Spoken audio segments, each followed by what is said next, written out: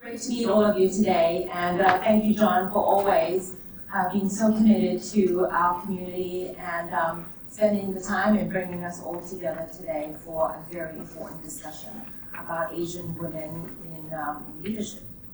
I'm here to share my personal stories, hopefully to connect it to the research that I think you're going to be talking a whole lot more about today, and hopefully bring to life my experiences and examples of the themes that you'll be discussing in the research.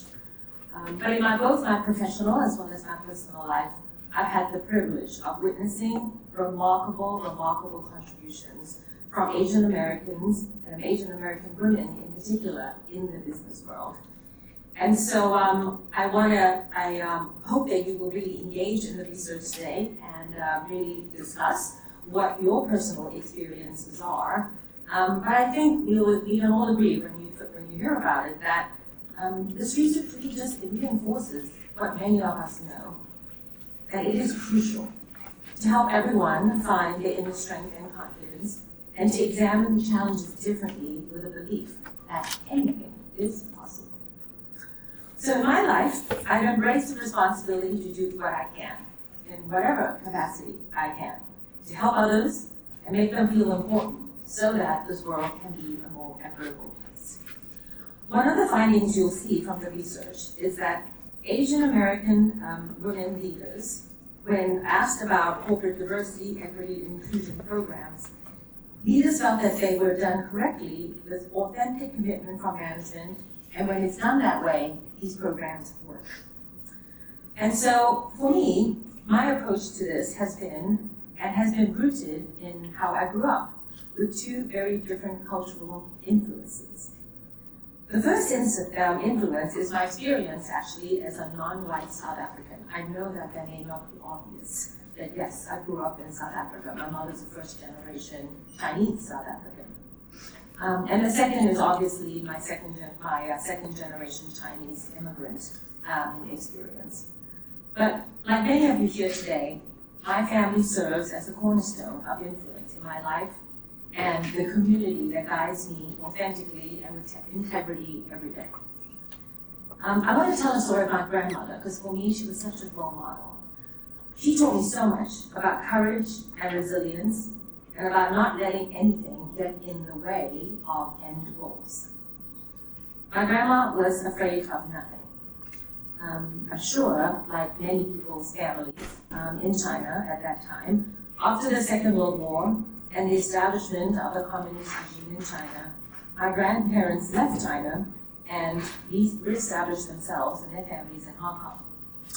And she worked as a seamstress and a cleaning lady when she got to Hong Kong, even though in her hometown and where we lived, she was the first lady of the town. My grandfather was a general in the Chinese army.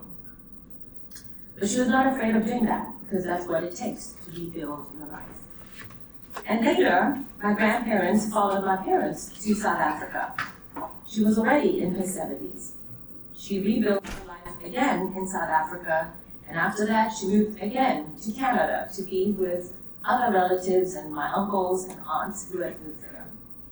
So in short, she traveled and lived across the world, never speaking a word of English, and never being able to engage with people in the way that we do every day with our words. But she engaged with her gestures, with her eyes, with her heart, and with her intentions, which is a whole different language altogether. So she role modeled for me from a very young age, being fearless, living in the moment, and her courage and her grace continues to inspire me today. She died at 101. My parents raised me to never take no for an answer. And our family conducted our lives to problem solve around the constraints of living in apartheid. So I don't know how many of you know what it's like to live in an apartheid regime, but pretty much in that era, if you were not white, then you were non-white. And the non-white category had no human rights. So you couldn't go to school, you couldn't go to public school, you couldn't live in certain places. There's a lot of workarounds in order to live the life that you would want to live. However, my parents did exactly that. They were resourceful. They taught me to be creative about figuring out these workarounds. So much so that actually, I don't think I missed a beat in the entire time that I lived there. I had an incredible education. I went to school, but obviously not where everyone else went to school. I ended up having to go to a boarding school 5 hours away because that was the only school you could find. But even so, I was able to live a very full life. And I think that it says a lot about how you have to push the boundaries of making things work, if that is what you want to do, and if that is the kind of ambition that you have. And they certainly taught me all about that. But they also taught me to not draw conclusions based on skin color or perceived differences. And I think in doing so, I grew up believing in possibilities and solutions. I realized much later in life how resourceful and creative my parents actually were, and that not even knowing it, they had passed on to me this incredible sense of determination, being resourceful, being creative. If there's a no in front of you, figure out another way to get there. And I didn't know that. I had just been using this muscle for a very, very, very long time, my entire life. And so that, of course, plays out in your present life and in a corporation where there's a lot of things to navigate, a lot of different personalities, a lot of different politics, a lot of different levels of people. But I think I just saw those problems as being difficult, but not insurmountable, and I think always armed with this muscle of figuring things out. And so that's always been, I think, something that I've prided myself in, to do naturally and to appreciate that. And so these experiences are some of what I bring to my work life, also to create an environment of fairness, which has also been a consistent theme in how I've conducted my professional as well as my personal life. It's one of the reasons why I'm here. It's one of the reasons why I'm engaged in many, many other organizations to do exactly that, to uplift women, to uplift minorities, to create a place of equal opportunity at work, so that everyone feels they have a right to apply for that job and they have a right to grow inside an organization. So that leads me to another finding that you're going to see in the research, that Asian American women are business first, but people always. That even when we're making business decisions based on data, we're mindful of the communities that we serve. So as you know, if you heard from my career has been in the pharmaceutical industry for a very, very long time. I was at Pfizer for 28 years. And equity has been such a core value when you work in that world, because your whole life, if you wake up every single day, is about bringing a medicine to the market that is going to make someone's life better. You save a life, or you make it better. And I think that it was an important industry for me, and I think I was drawn to it because I truly believe in equity and access, and people deserve access to high quality and safe medicines. But believe it or not, in many communities, it isn't true. You don't actually get equal access to medicines, and furthermore, being healthy isn't just about having the right medicines, it's actually about having the right support systems to have your medicines. And so one of my roles at Pfizer was being on the board, as a board member of the company's foundation. And in that work, we were focused on providing medicines to countries and populations of need, but also so much more than that. Our donations, just as an example of one of many things that we did, our donations of our antibiotic Zithromax to the International Trachoma Initiative in Africa helped to eradicate blindness in a number of countries. And I'm also really proud of the work that we did to support many organizations, and one that I recall in particular is one called North Star. So North Star's mission was to create health clinics out of shipping containers. And it was originally intended to provide healthcare to truck drivers. So along these major highways from Southern Africa all the way to Northern Africa were these shipping containers where truck drivers could stop and have their regular health checks. Because if you're on your own all the time, it's impossible to go and see a doctor. Right? You're in different countries and so. But it did so much more than that. It actually became actually a galvanizing moment for a community, because it wasn't just then the truck drivers who ended up using that as a clinic, it was also the people that lived around that area who began to coalesce and to group around those clinics. And so it actually created a whole new community as well. And so I think, these are the examples of how your work, your influence, but also the investment that you have to make in creating a more equitable world really span such a wide radius. It can be very close to you, like the communities in which you live. It could be the countries you work in, but it can be so much more than that. There is a huge need on the global stage for more action, for more equity, and for more ability for everyone to be able to enjoy the incredible medicines that we do, and that happens to not be the case.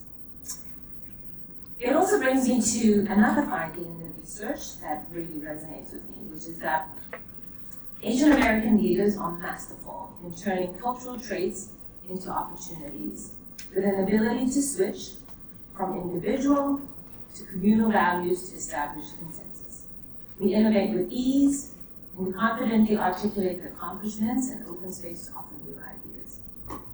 So I think this is what's clear about this research is that it says that Asian women are ambitious risk takers, and that all the leaders who are surveyed in the research actually remembered when they took a chance to pivot and to seize an unlikely opportunity which greatly benefited their careers. And the leaders found more benefit than risk in taking the big step. So I have to say that that finding is maybe really, really true for me. I started my undergraduate degree in microbiology and biochemistry in South Africa. And that degree landed me a role in the South African breweries doing research in yeast fermentation. I had no idea that breweries needed so much research. But here I was, and I have to say that I really did not like that job. I struggled with it. I think I just was not really clear about the purpose of, I couldn't find my purpose in the role. But I ended up staying there for 5 years, even though that all this time I was, I knew that it wasn't right for me. And I kept second guessing myself. I kept thinking, there has to be something there that I don't see. It must be me. Something that a spot I haven't found, and I'm going to find it if I stick around. But actually, at some point, you have to say to yourself, you know what, it just really isn't here. And that happened to me. And so you need to pivot, because the benefits of doing something new really do outweigh the risks. And I'm so glad I did pivot. That first pivot is what brought me to the US. I decided to move. The only way I could move out of a science career was actually to do an MBA, so that's what I ended up doing. I was admitted to Cornell University, to the business school there, the Johnson Business School, and that's where I did my MBA. And then after that, I came to New York. And I joined a healthcare consulting firm as a consultant. And I worked there for 3 years until Pfizer called me over and said, hey, why don't you come and join us? Because at that point, I had actually done the project for Pfizer. And so they said, don't do it for us just as a consultant, move over here full time. And I hemmed and hawed about that also, but eventually I did. And I did that for some time, but I realized it was time for yet another pivot. I was, so happy in this incredible company, and we were a company that was so focused on bringing breakthrough medicines to the world. And I just thought that it would be remiss of me to have a career in this company without ever actually touching the products and the medicines. And so I really was seeking for yet another move into, this time into brand marketing. And I think that my entire 30 years there, 28 years to be exact, was filled with exactly all of those moments. This realization that you're learning a lot, but this realization that there's more you can do and more you can give, and maybe being much better this time about pivoting and not second-guessing too much. But I think inherently I'm driven to all of this because I'm just someone that is a sponge for learning. I'm always looking for something to learn, something new, and I'm wired to look for things that are different and challenging and where I can prove myself over and over again. And at that time, I was moving from a strategy job into a marketing job. And from there, I had multiple moves into various levels of management, which is how I eventually got to the ELT. However, I don't think that I never thought about my career as sort of like one vertical line up. Along the way, there were definitely many other pivots. And I think this sort of phrase, like thinking about your career as a jungle gym and not a ladder, I think is exactly true. There's so many things you have to learn, new muscles that you have to build, new things that you have to conquer. And sometimes the fastest way to go up is actually to go sideways, because then you leapfrog everything else that's going on, which in fact is what happened to me. And so you fast forward, after 3 decades, actually probably in my 20th year, my 21st year, I was then elected onto the executive leadership team at Pfizer, and my role was then to be the chief commercial officer and the president of Global Biopharma. So that is the entire business of Pfizer, all of our products, all of our countries, which is why I got involved in launching the COVID vaccine, another pinnacle moment in my life. But earlier this year, I decided to take another pivot. I took on the role of Chief Executive Officer at a biotech company called Metaphore Biotechnologies, which is one of the portfolio companies of a venture capital company called Flagship Pioneering. So that's why I'm also a partner there. But my main job is the CEO of Metaphore. The reason why I left to go to Flagship was because of a vastly different experience again. Flagship companies work on the bleeding edge of science. Really unprecedented mechanisms, unprecedented models, innovating in ways that just sound impossible. And so this whole idea of making the impossible possible is in fact what everybody who works there believes in every single day. And yeah, it's a whole new chapter, and I'm learning something different again, but I'm learning alongside world-class scientists and business people who approach their work with just a very simple question. The beginning of all of our businesses starts with this very simple question. What if? What if you could do this? What if we could solve this problem? And that's sort of like that's how our companies are founded, through this simple what if exercise. And so I think when you think back on all of this, what I'm realizing is that all these pivots, the risk in taking a big step, are in fact what differentiate you, because it gives you so many different experiences that make you different from everybody else that you know. And in fact, if you remain in the same lane, you may fall into a different risk, which is just being pigeonholed and maybe going deeper into a set of experiences and skills, but not really broadening, widening, and more importantly, pushing yourself. I can definitely say that with every job I had at Pfizer, it was not that I was just learning something more in a role and I was getting technically more proficient or functionally more proficient. It really pushed the edges of my leadership.